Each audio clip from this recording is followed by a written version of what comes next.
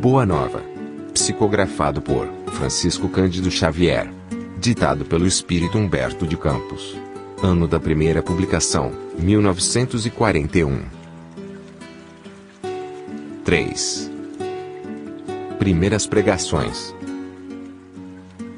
Nos primeiros dias do ano 30, antes de suas gloriosas manifestações, avistou-se Jesus com o Batista, no deserto triste da Judéia, não muito longe das areias ardentes da Arábia. Ambos estiveram juntos, por alguns dias, em plena natureza, no campo ríspido do jejum e da penitência do grande precursor, até que o mestre divino, despedindo-se do companheiro, demandou o oásis de Jericó, uma bênção de verdura e água, entre as inclemências da estrada agreste. De Jericó dirigiu-se então a Jerusalém, onde repousou, ao cair da noite.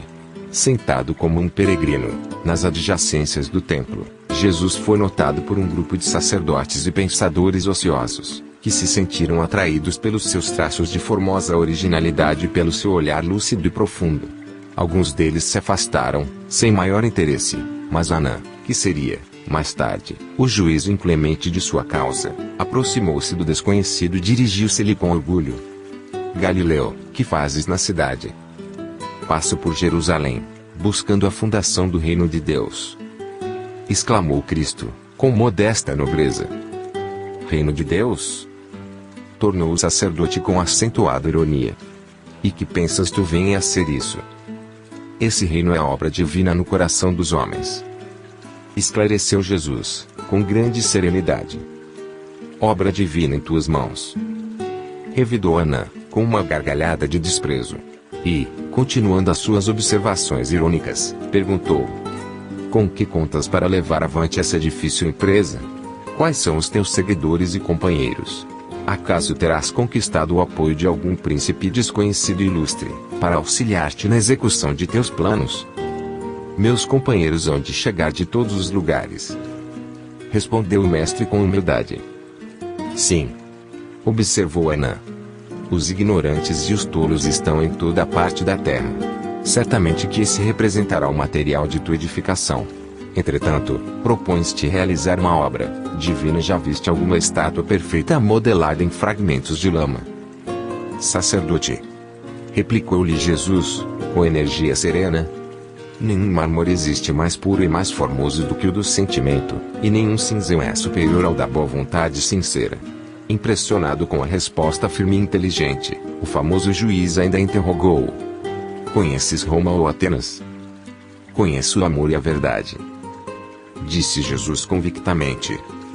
Tens ciência dos códigos da corte provincial e das leis do templo?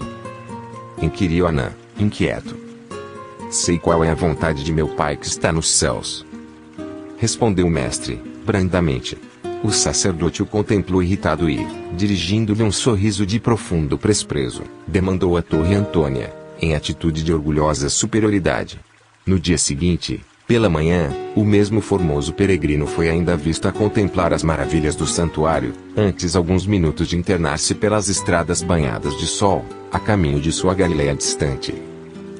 Daí a algum tempo, depois de haver passado por Nazaré, descasando igualmente em Caná, Jesus se encontrava nas circunvizinhanças da cidadezinha de Cafarnaum, como se procurasse, com viva atenção, algum amigo que estivesse à sua espera. Em breves instantes, ganhou as margens do Tiberíades e se dirigiu, resolutamente, a um grupo alegre de pescadores, como se, de antemão, os conhecesse a todos. A manhã era bela, no seu manto diáfano de radiosas neblinas. As águas transparentes vinham beijar os eloendros da praia, como se brincassem ao sopro das virações perfumadas da natureza. Os pescadores ecoavam uma cantiga rude e, dispondo inteligentemente as barcaças móveis, deitavam as redes, em meio-lhe profunda alegria. Jesus aproximou-se do grupo e, assim que dois deles desembarcaram em terra, falou-lhes com amizade. Simão e André, filhos de Jonas, venho da parte de Deus e vos convido a trabalhar pela instituição de seu reino na terra.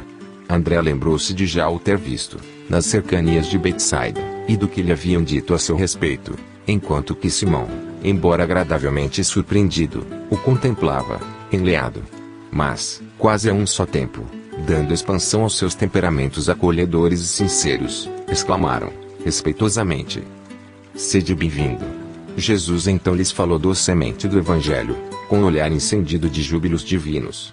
Estando muitos outros companheiros do lago a observar de longe os três, André, manifestando a sua tocante ingenuidade, exclamou comovido: um rei?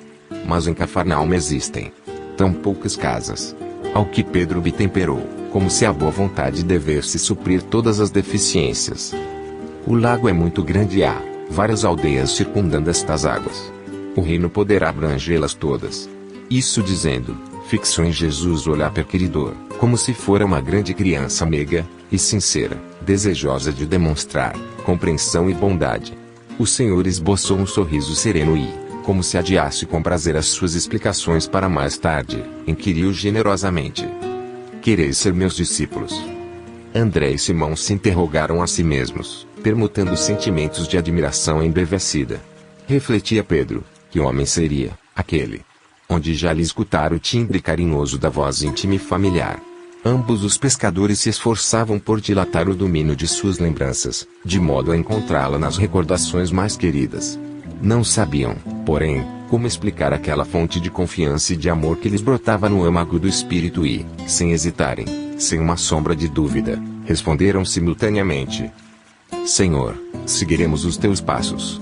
Jesus os abraçou com imensa ternura e, como os demais companheiros se mostrassem admirados e trocassem entre aí, ditérios ridicularizadores, o mestre, acompanhado de ambos e de grande grupo de curiosos, se encaminhou para o centro de Cafarnaum, onde se erguia a intendência de Antipas.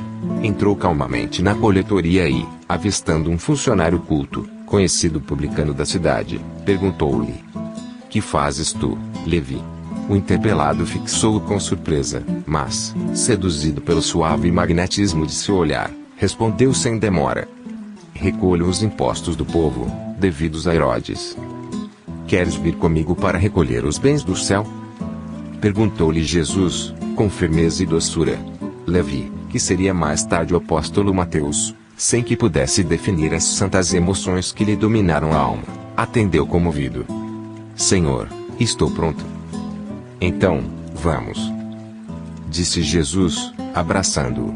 Em seguida, um numeroso grupo se dirigiu para a casa de Simão Pedro, que oferecera ao Messias acolhida sincera em sua residência humilde, onde o Cristo fez a primeira exposição de sua consoladora doutrina, esclarecendo que a adesão desejada era do coração sincero e puro, para sempre, às claridades do seu reino. Iniciou-se naquele instante a eterna união dos inseparáveis companheiros.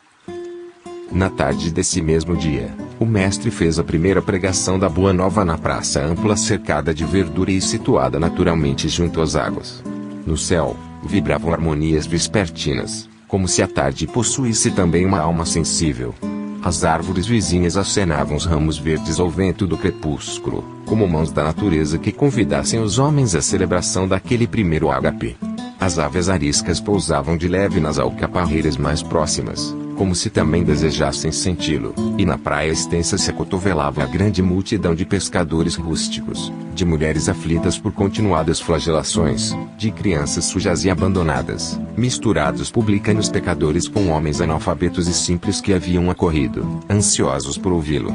Jesus contemplou a multidão e enviou-lhe um sorriso de satisfação. Contrariamente às ironias de Anã, ele aproveitaria o sentimento como mármore precioso e a boa vontade como cinzel divino. Os ignorantes do mundo, os fracos, os sofredores, os desalentados, os doentes e os pecadores seriam em suas mãos o material de base para sua construção eterna e sublime. Converteria toda a miséria e toda a dor num cântico de alegria e, tomado pelas inspirações sagradas de Deus, começou a falar da maravilhosa beleza do seu reino. Magnetizado pelo seu amor, o povo o escutava num grande transporte de ventura. No céu, havia uma vibração de claridade desconhecida. Ao longe, no firmamento de Cafarnaum, o horizonte se tornara um deslumbramento de luz e, bem no alto, no cúpula dourada e silenciosa, as nuvens delicadas e alvas tornavam a forma suave das flores e dos arcanjos do paraíso.